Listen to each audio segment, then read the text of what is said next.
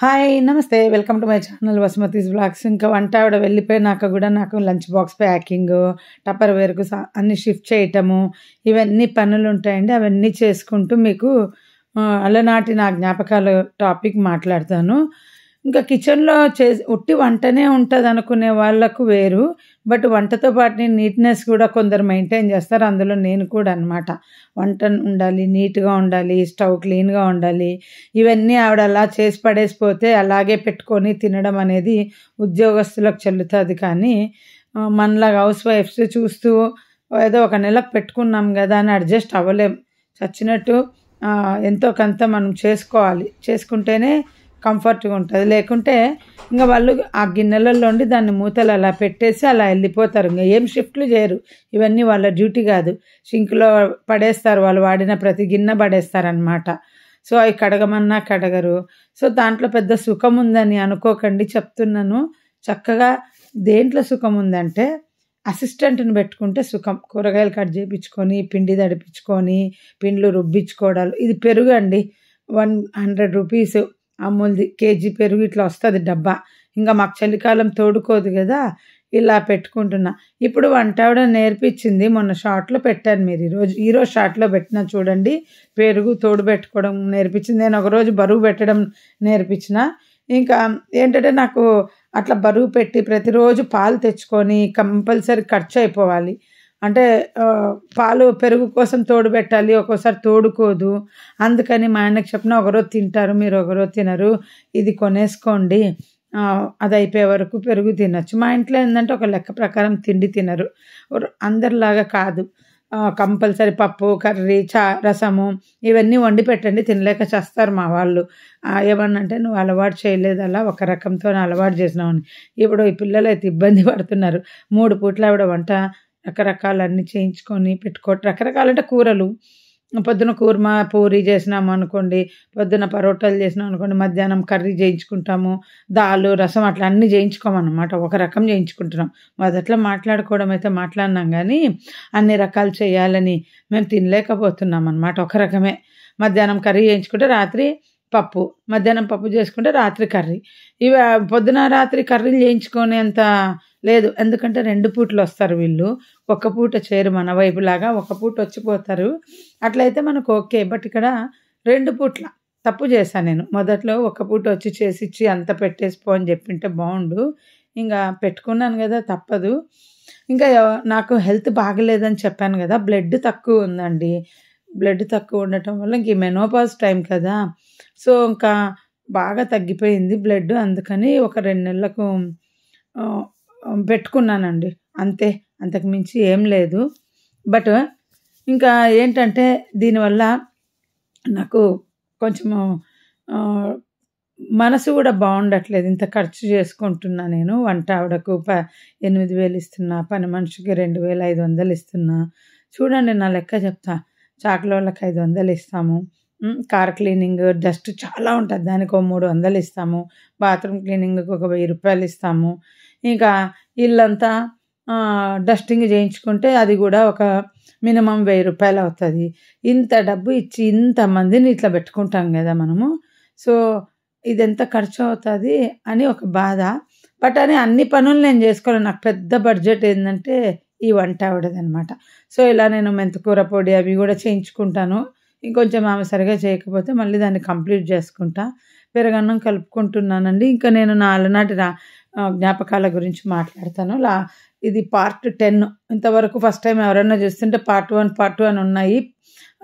అంటే నా కాంటాక్ట్స్ లిస్ట్లోకి వెళ్ళి వీడియోస్ అని కొడితే యూట్యూబ్ ఛానల్లో అన్నీ వరుసగా చూసుకుంటారా అండి. ఇప్పుడు మధ్యలో వినేవాళ్ళు ఇంట్రెస్ట్ ఉంటే ఇంకా ఒకవేళ చాలా రోజులకు ఒకటి పెడుతున్నాను కనుక మర్చిపోయింటే పాత వీడియోకి వెళ్ళి లాస్ట్లో కొంచెం వినేసి వచ్చేయండి. అక్కడ నుండి కంటిన్యూ ఉంటుంది. నేను కూడా ఏం చెప్పింటానో లాస్ట్లో గుర్తులేక కొంచెము వినేసి వచ్చి కంటిన్యూ చేస్తా. ఇంకా మా ఆయన గురించి అలా ఇంట్లో వాళ్ళు ఎప్పుడు కంప్లైంట్ ఇచ్చేవాళ్ళండి. నాకు పెళ్ళైన నుండి చాలా బాధేస్తుంది. అత్తగారింటికి పోతే నాకు ఫస్ట్ నచ్చంది ఏంటంటే పోయినప్పటి నుండి మా ఆయన మీద కంప్లైంట్లు ఇస్తారు. నేను ఏదో లవ్ మ్యారేజ్ చేసుకున్నట్టు. వాళ్ళని ఎదిరించలేను, మా ఆయనను నిలదీయలేను. ఇంకా చూసి కొంతగా ఎట్లా చేస్తారంటే అండి, ఇంకా మా ఆయన బాధ్యతలు తెలియనోడు, ఆ! పెళ్ళాంను మాత్రం బ్రహ్మాండంగా చూసుకుంటున్నాడని.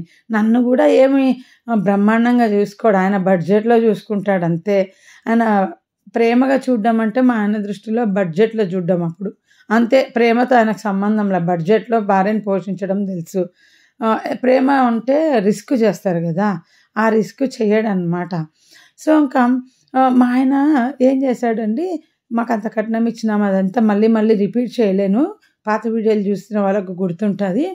పెళ్ళైనాక మా అమ్మోళ్ళు ఇచ్చిందేంది బ్యాంక్ బ్యాలెన్స్ చాలా ఉండింటది. 8 ఇయర్స్‌గా జాబ్ చేస్తున్నాడు. పెళ్లి ఫిక్సేషన్‌కు ముందు 8 ఇయర్స్‌గా. ఇంకా ఎంతో కొంత ఉంటది గదా! బ్యాంక్‌లో. పర్లేదులే, హ్యాపీగా ఉంటారు. ఫ్యూచర్‌లో ఎప్పుడో ఒకసారి ప్రాపర్టీ వస్తది. ఇంక ఉద్యోగం డబ్బులతో బతికేస్తారు అని అనుకున్నారు. కానీ పెళ్ళయ్యాక మా ఆయన నా ముందరే వాళ్ళ అన్నతో, "అన్న, నా కట్నంలో నుండి నాకొక 4,000 ఇవ్వు. 3,000 ఇవ్వు. నాకు 3,000 4,000 ఉండే. నాకు 4,000 ఏమో అడిగినట్టున్నాడు. 3,000 ఏమో ఇచ్చినారు. నాకు కావాలి" అంటే తెచ్చుకున్నాడు.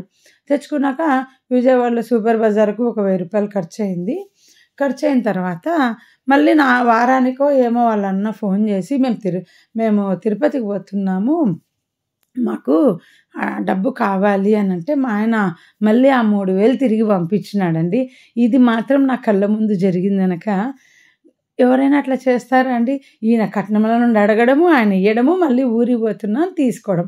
మేమిద్దరం కూడా తిరుపతికి పోయినాము. మరి మాకెక్కడి నుండి వచ్చింది చెప్పండి డబ్బు?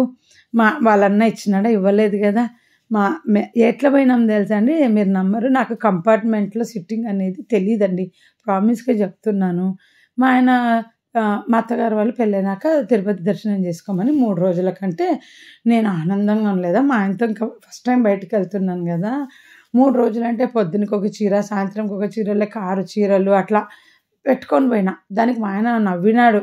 ఎంత 2 బ్యాగులు తెచ్చుకున్నావని. అంటే సైడ్ బ్యాగ్ ఒకటి, మధ్యాహ్నం ఎందుకో అట్లా 6 బట్టలు పెట్టుకొని పోయినా 3 రోజులకు గదా అని. మా తిరుపతి ట్రిప్ కూడా ఫస్ట్ చెప్తా ఇందులో. తెల్లవారుజామున కడపలో ట్రైన్ ఎక్కినాము. ఇంకా చూడండి, మళ్ళా తిరుపతిలో దిగి వాళ్ళ ఫ్రెండ్ ఒకరింటికి వెళ్ళాం. అప్పుడు మా ఆయనకు పిఆర్ఓ క్లోజ్ ఫ్రెండ్ ఉండే.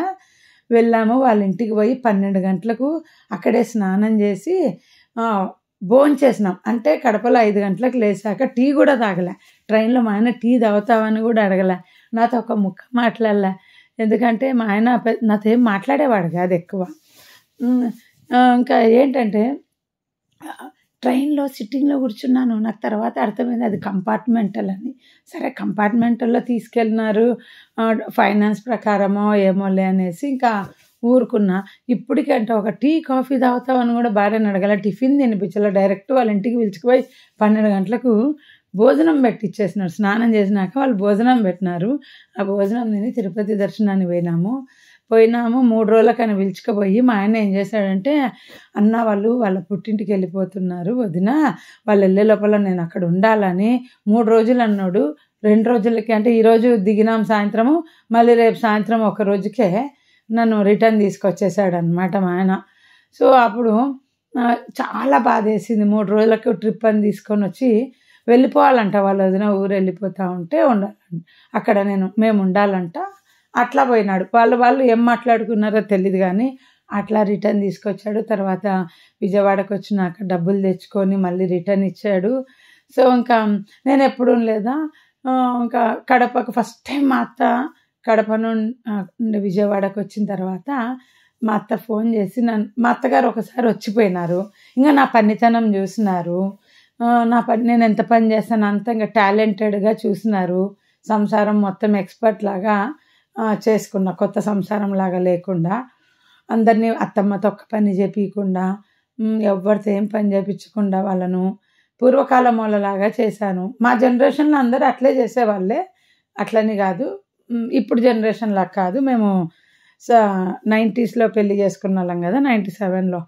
సో 90s వాళ్ళంతా అట్లే ఉన్నారు కనుక నేను కూడా అట్లే ఉన్నాను. ఎవరైనా ఒకరిని చూసి ఒకరు నేర్చుకుంటారు కదా. సో ఇంకా ఫస్ట్ మా అత్తగారు ఫోన్ చేసి మా ఆయనకు పచ్చడి పెట్టుకుంటున్నాం, కోడల్ని ఊరికి పంపించు అని చెప్పినారు. సో మా ఆయన పచ్చడి పెట్టుకోవాలంట, పో అని పంపించినారు. నాకు ఎంత కోపం వచ్చిందంటే ఫస్ట్ టైం వచ్చినాక కూడా వాళ్ళ ఇంటికి ఇక్కడ బస్సు ఆయన ఎక్కిస్తాడు, ఆడ వాళ్ళ అన్న దించుకుంటాడు, మళ్ళీ వాళ్ళ అన్న ఎక్కిస్తాడు, ఇక్కడ మా ఆయన దించుకుంటాడు. ఇది నా లైఫ్ అన్నమాట. ఏ భార్యకైనా హస్బెండ్తో పోవాలని ఉంటుంది కదా అత్తగారింటికి. ఫస్ట్లో తర్వాత అంటే పోతాము, కానీ ఫస్ట్లో కూడా నన్ను అలా పంపించినాడు. నాకు ఫస్ట్ టైం కనుక నోరు మూసుకొని పోయినాను.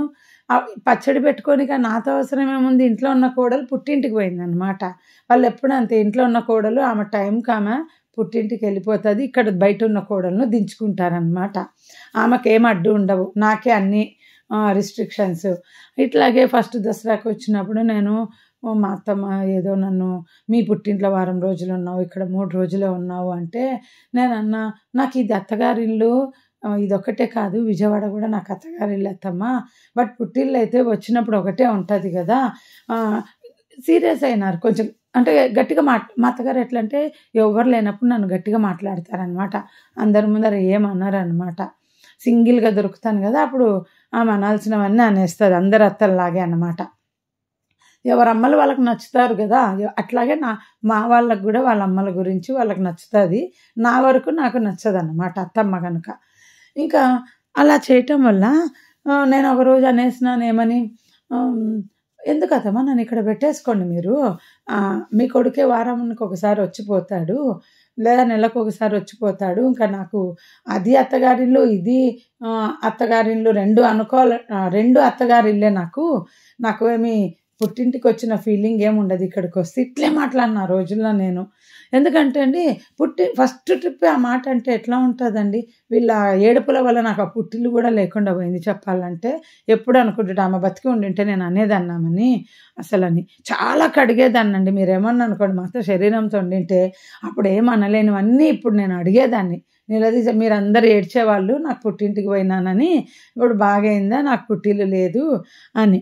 ఇలా ఉంటాయండి మన కష్టాలన్నీ కూడా మన పిల్లలకు మనం చెప్పకపోతే వాళ్ళు ఏమనుకుంటారంటే ఇప్పుడు మనం ఉన్న ఈ కంఫర్ట్ లైఫే వాళ్ళకి స్టార్టింగ్ లైఫ్ అని అనుకుంటారు. అప్పట్లో మేము ఇలా కష్టపడ్డాము అని చెబితే వాళ్ళ ఇంటికి వెళ్ళినప్పుడు మన పాయింట్స్ అన్నీ వాళ్ళకు గుర్తు వస్తాయి. పేరెంట్స్ చెప్తారో లేదో నాకు తెలియదు, కానీ మేము అప్పట్లో ఇట్లా కష్టపడినామా అని చెప్తారు. మీరు కూడా కష్టపడచ్చు ఫ్యూచర్లో అని ఇండైరెక్ట్గా చెప్పాలి. అప్పుడు దానికి తగ్గట్టు వాళ్ళు ప్లాన్ చేసుకుంటారు. ఇంకా అదే కాదండి, ఫస్ట్ టైం మా అత్తగారు మా ఆడపడుచు డెలివరీకని వెళ్ళారు. అప్పుడు కూడా అమెరికాకు పోతున్నాం, ప్యాక్ చేయించుకోవాలి, అన్ని ప్యాకింగ్ చేసుకోవాలి, కోడలను పంపించు అన్నారు. మళ్ళీ మా ఆయన బస్సు ఎక్కించు, నేను ఆడ దిగు, వాళ్ళు దించుకో. అప్పుడు పోయేసరికి పని మనిషి లేదు. మా తోడుకోడలు మళ్ళీ పుట్టింటికి వెళ్ళింది అనమాట.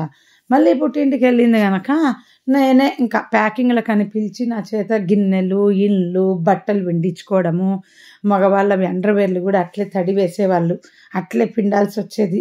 తడి మీద చేసుకొని ప్రాణం పోయేది. తర్వాత కొన్నేళ్ళ తర్వాత నేను చెప్పేదాన్ని నేను పిండాను అనేసి డైరెక్ట్గా.